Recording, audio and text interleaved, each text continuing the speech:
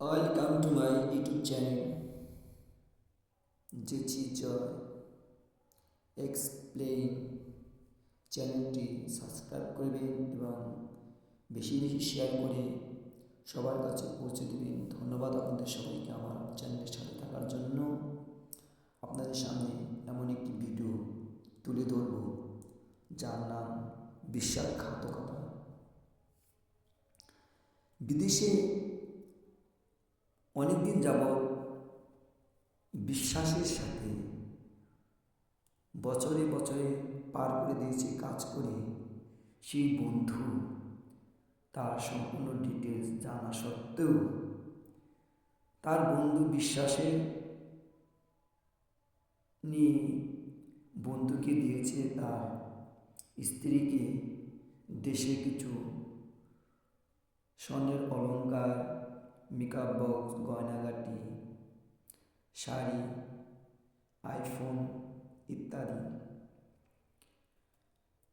আসলে বিদেশ থাকলে অনেক দিন একই সাথে থাকতে গেলে বিশ্বাস অর্জন হয়, ঠিক আছে, কিন্তু কিছু কিছু বন্ধু আছে বিশ্বাসের জায়গায় তার সব কিছু হরণ করে নিয়ে অবিশ্বাসের জায়গাটা লুকিয়ে রাখে, যা বন্ধুকে বুঝতে দেয় না।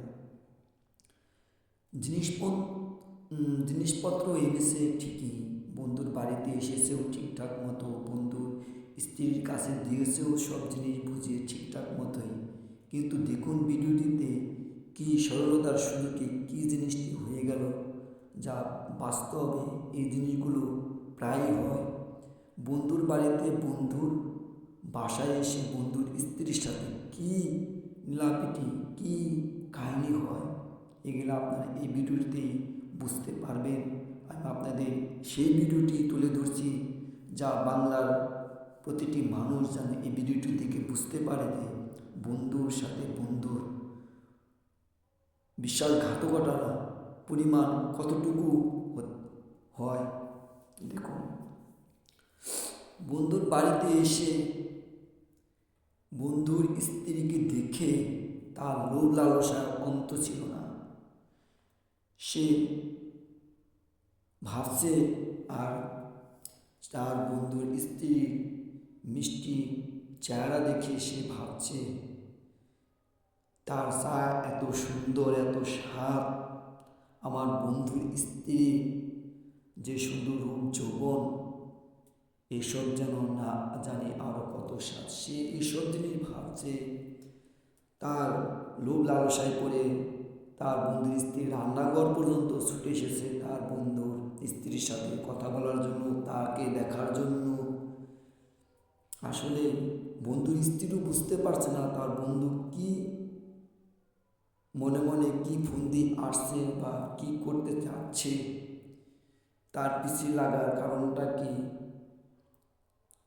কিছুই বুঝতে পারছে না। তো বন্ধুর স্ত্রী বলছে, আপনি এখানে এসেছেন কেন? আপনি ওখানে যে বসেন, আপনার জন্য চা করে নিয়ে আসছি। আপনি আমার বাড়িতে এত কষ্ট করে বিদেশ থেকে আমার জন্য এত জিনিসপত্র নিয়ে আসলেন, কষ্ট করে আপনার জন্য কিছু না করি তাহলে কিভাবে হয়? এসব কথা। আর বন্ধু তো মনে মনে যা ভাবছে তা করছে। বন্ধু বলছে, আপনার এত সুন্দর রূপ যৌবন দেখে বোকার মতো বন্ধু বিয়ে 3 মাস পর বিদেশ চলে গেছে, আর বন্ধুর মানে এই সুন্দর বউর কথা মনেই নেই। আসলে আমি হলে এখানে আমি কখনই যেতাম না এত সুন্দর একটি বউ পেয়ে, বউ রেখে। এসব কথা বলছে। তো আবার বলছে যে আপনি কি কখনো মন খারাপ হয় না যে আপনার স্বামী এতদিন যাবৎ বিদেশ করছে, এত টাকা পয়সাতে কী হবে? আপনার মতো বউ পেয়ে আমি আর টাকা পয়সার দিকে লোভ লালসাই করতাম না। মানে মিষ্টি মধুর কথা বলে তার বন্ধুর মনটি, স্ত্রীর মনটি মানে অন্য পর্যায়ে নিয়ে যাওয়ার চেষ্টা করছে, কিন্তু বন্ধুর স্ত্রী আবার সেরকম না, আবার বোঝাও যায় না। 3 মাস বিবাহের পর কোনো নারী আবার এভাবে থাকতে চায়, এরকম সুযোগ সুবিধা পেয়ে কান্না মন চায়। তো তার বন্ধুর সামনে খাবার দিয়েছে।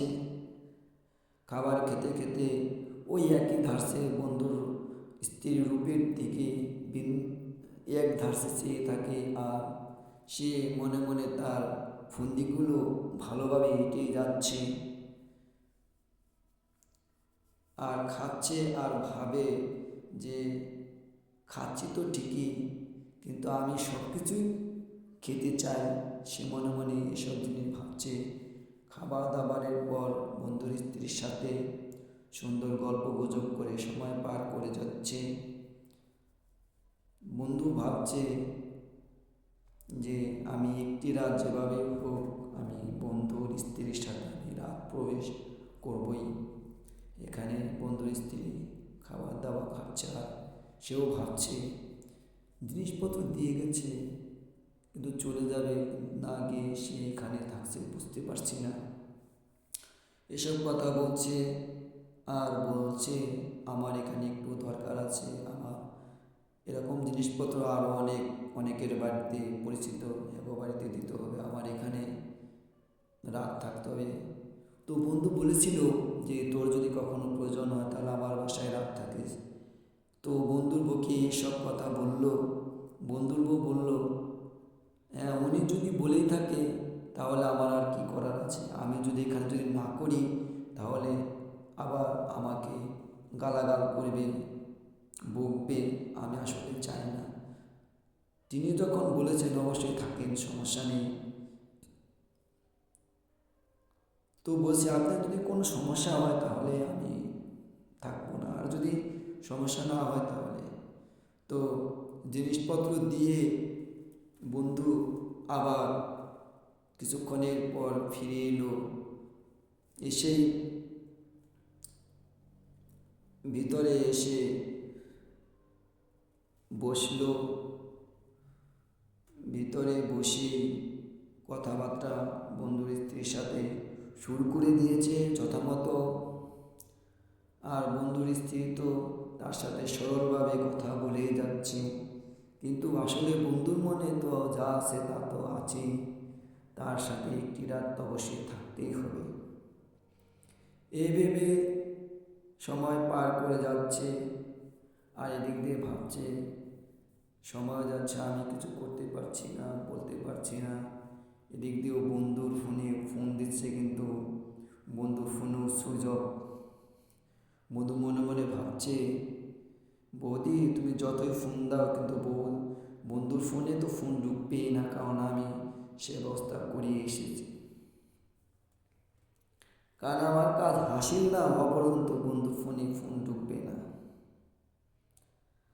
তো সে রাত থাকবে এই বলে তাকে লুঙ্গি দিল, স্নান করার জন্য বিশ্রাম নেবে এই ভেবে। তারপর আবার কিছুক্ষণের পর আবার বন্ধু ফোনে ফোন দেওয়ার চেষ্টা করছে তার বৌদি, কিন্তু ফোন ঢুকছে না, বারবার সুইচ অফ বলছে।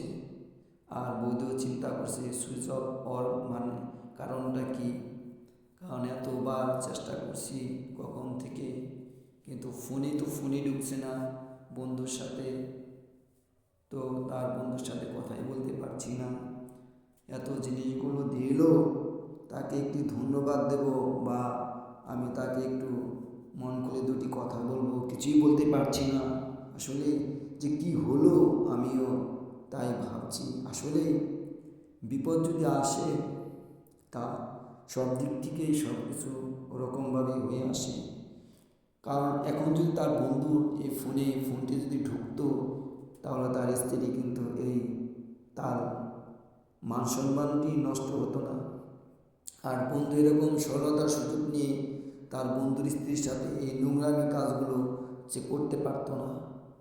খায় দায় বেশ ভালো, খাটে গিয়ে বিয়ে শুয়ে দিয়ে সময় পার করে দিচ্ছে। আর এদিক দিয়ে বৌদি কী করছে, তার স্বামীর দেওয়া ব্যাগগুলো জিনিসগুলো সুন্দরভাবে কতক্ষণ বাদে বাদে নেড়ে ছেড়ে দেখে আবার সিন্ধুকে তুলে রাখে যত্ন করে। কিন্তু সে মনের কথাগুলো মনেই থেকে যাচ্ছে, কথাগুলো তার স্বামীকে বলতে পারছে না। সে ভাবছে না দিনভর অনেকগুলো কাজ করে আমি ক্লান্ত, বেশ আমি এখন একটু বিশ্রাম নিই। বিশ্রাম নেওয়ার পর আমাকে আবার রাঁধতে হবে, রান্না বান্না করে তার স্বামীর বন্ধুকে খাওয়াতে হবে। সে একটু বিশ্রাম নেওয়ার জন্য খাটে গড়াগড়ি দিচ্ছে। আসলে মহিলাটি সদা তার বন্ধুর মনের যে ফন্দিগুলো সে বুঝতে পারছে না। সে কিছুক্ষণ পর মুচড়ামুচড়ি করে ওঠে। সে ভাবছে অনেকক্ষণ হয়ে গেল, আমি ঘুমিয়ে পড়েছি, আমাকে খেলে নিয়ে এদিক দিয়ে আবার রান্না করতে হবে, বেলা গেল। সে খাটে থেকে উঠে বেরিয়ে গেল রান্নাঘরের দিকে। রান্নাঘরে গিয়ে সে ভাবছে আমার মাথাটা তেমন ভালো লাগছে না, একটি চা বানিয়ে চা করে চা খেয়ে একটু স্বস্তি নেই, তারপর আমি রান্নাঘরে আসবো আবার।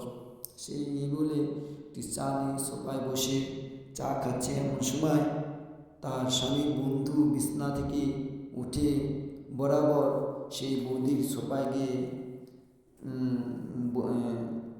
সোফার দিকে গেল আর গিয়ে বলল, বৌদি একা একা চা খাচ্ছেন, আমাকে একটু চা করে দেন না। তার বৌদি কথা মতো তখনই চলে গেল, এক কাপ চা নিয়ে এসলো রান্নাঘর থেকে। তারা দুজনেই চা খেতে খেতে অনেক কথাই হচ্ছে।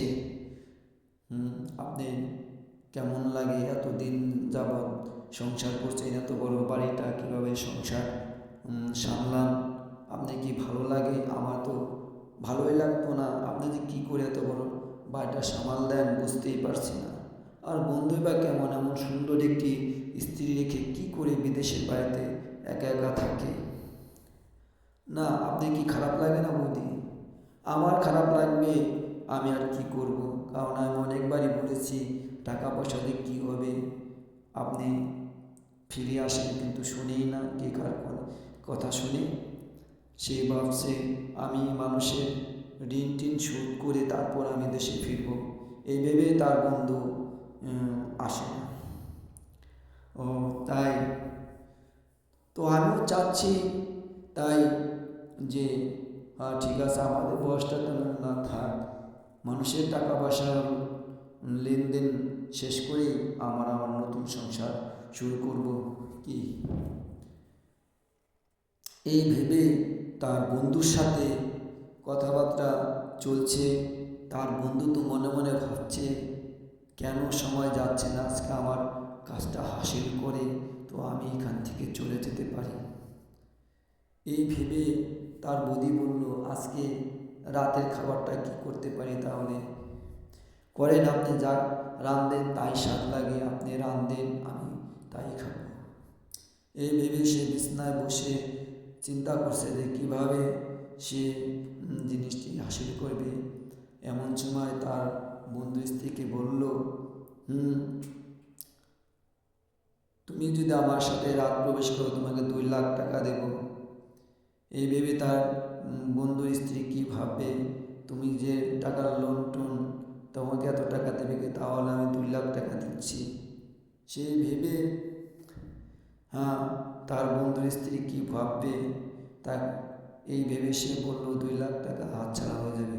2 লাখ টাকা নিজে সিন্ধুকে রেখে তারপর তার বন্ধুর সাথে এই একটি রাত প্রবেশ করলো। রাত প্রবেশ করেই তারপরে আর একটু দেরি করল না, তার বৌদি যখন সোফায় বসেছে কিছুক্ষণ পরে তার স্বামী বিদেশ থেকে ফোন দিয়েছে, কোনো বন্ধু তোমার ওখানে গিয়েছিল, আমি বিদেশ থেকে কিছু জিনিসপত্র পাঠিয়ে দিয়েছিলাম, তার সাথে 2 লাখ টাকা। 2 লাখ টাকা আমাদের? হ্যাঁ, 2 লাখ টাকা বন্ধু নিয়েছিল, দেয়নি, কিন্তু আমার বাসায় গিয়ে 2 লাখ টাকা দেওয়ার কথা। তো বন্ধুর স্ত্রী ভাবলো আমার টাকা দিয়ে আমাকে এত বড় বিশ্বাসঘাতকতা করতে পারলো। সে মনে মনে ভাবছে এই কথাটি প্রকাশ করা যাবে না, তাহলে প্রকাশ করলে আমার স্বামী আমাকে তো রাখবেই না, বরঞ্চ আরও দোষের ধরে পড়ব। সে চুপচাপ মনের সাথে ভাবছে বন্ধু আমার সাথে কী একটা বিশ্বাসঘাতকতা করলো, আমার টাকা দিয়ে আমাকে বোকা বানিয়ে রেখে চলে গেল, এই ভাবছে মহিলাটি।